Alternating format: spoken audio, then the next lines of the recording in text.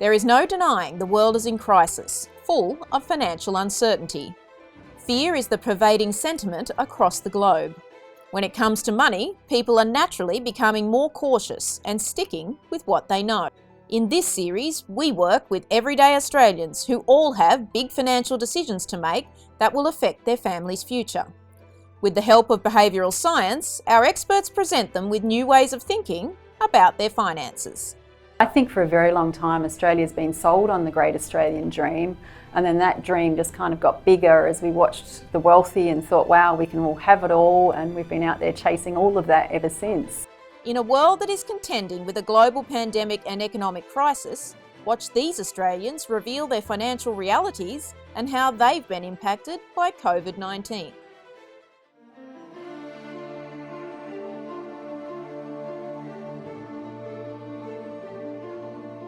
Today we meet Nina, an accomplished professional photographer and mother of 4 who is beginning to rebuild her life after a difficult divorce. Nina reveals the reality of recovery after a divorce and the impact COVID-19 has had on her financial decisions. So I'm a self-employed photographer. I'm a corporate photographer. I do location shoots for big corporate companies. I have 4 children, 4 adult children. They're 18, 22, 23, and my stepson who's 35. I've been separated, divorced since about 2014, and just sold my property right now as the last part of the financial settlement for the divorce.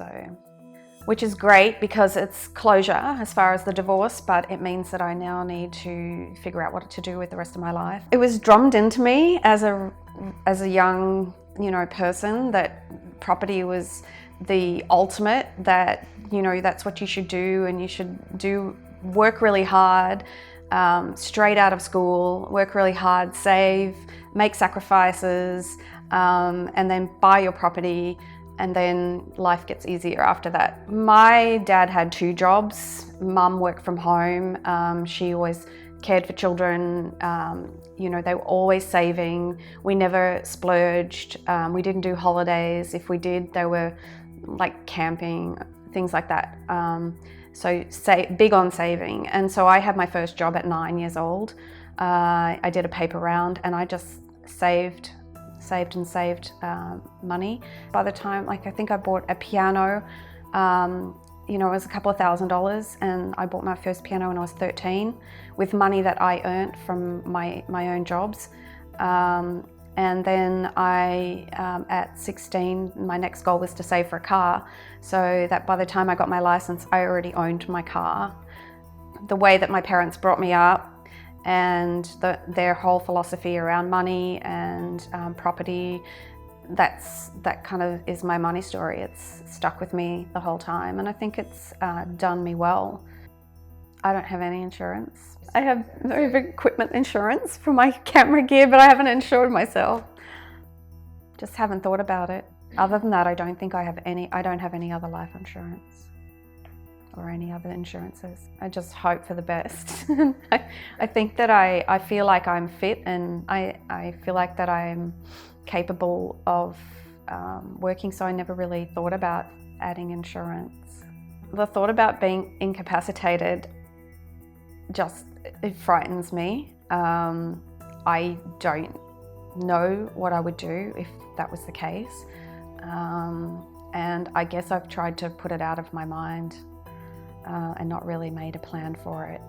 Just cross my fingers that my health and nothing bad happens. Like so many Australians, Nina hasn't confronted the possibility of things going wrong in her life that might jeopardise what really matters. Our behavioural scientist weighs in. She'll be right is a very, very clear underlying psyche across all of us. We don't like to think about the long-term distant away, because the short term now is way more important than some contingency. And so for some, it might be that the coffee and the latte is more important than actually making sure they've got income protection for the possible chance they might get sick. So with my kids, I've definitely tried to install the same kind of philosophy. about saving and you know, little extravagance gets you a long way. But whether the kids really listen or not, that's another thing. Now that we've sold the home, I am absolutely keen 100% to find another property that I can own for myself. My hope is not to have to rent. I don't like the idea of reducing my capital. I know it's expensive to buy, but over in the long term, I feel like with the increase in the value of my property, it's a much more sensible idea to, you know, to own something. And I also feel like buying and selling in the same market is really important to me, because I can already see that the value of properties are going up again, and even in the short time between selling and my settlement, there's been an increase already of 1.7% or something like that. And I feel like if I don't buy now, I might not be able to afford to buy where I want to live. So absolutely want to buy and don't really want to rent. You can see so clearly in Nina's story, a story of seeing that owning a home is a really good thing to do, and she's got FOMO. I'm out of the market, I need to get back in, I'm missing out. There's market growth here of 1.7%, but some of the conversation doesn't then talk about, well, what are the costs of actually owning that house? And is it really advantageous to jump back in right now, or would an alternative be a better way to go? As far as the future, I think that it would be really nice to just be able to be in a position where I can just travel and do whatever I want, but be secure in my own property to know that I can stay there and I won't be thrown out. I think that retirement hasn't really been a thing that I've planned for. Probably not such a good thing, but I feel like I just assumed that I'd be working till I was 65, 70. I guess I'm going to have to retire at some point, at which case I would probably downsize, and there's a little bit of super, and then downsizing would give me a little bit more money to play with. So the superannuation fund that I have is it's just new.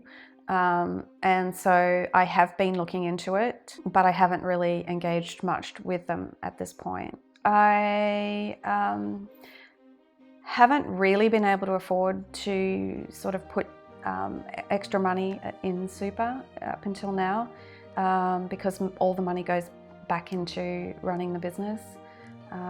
So as you know, equipment and rent and all the rest of it. So there's a lot of overheads and things like that. So yeah, it's been on a bit lower priority, but as I get older, I can see that it could increase in priority for me.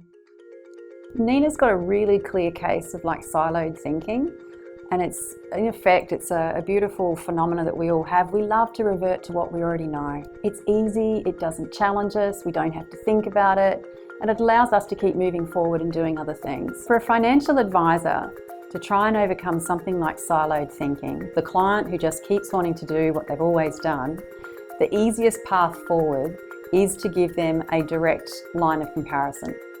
Want to change your thinking on the challenges ahead? Download our ebook, Finding Balance in Modern Family Life.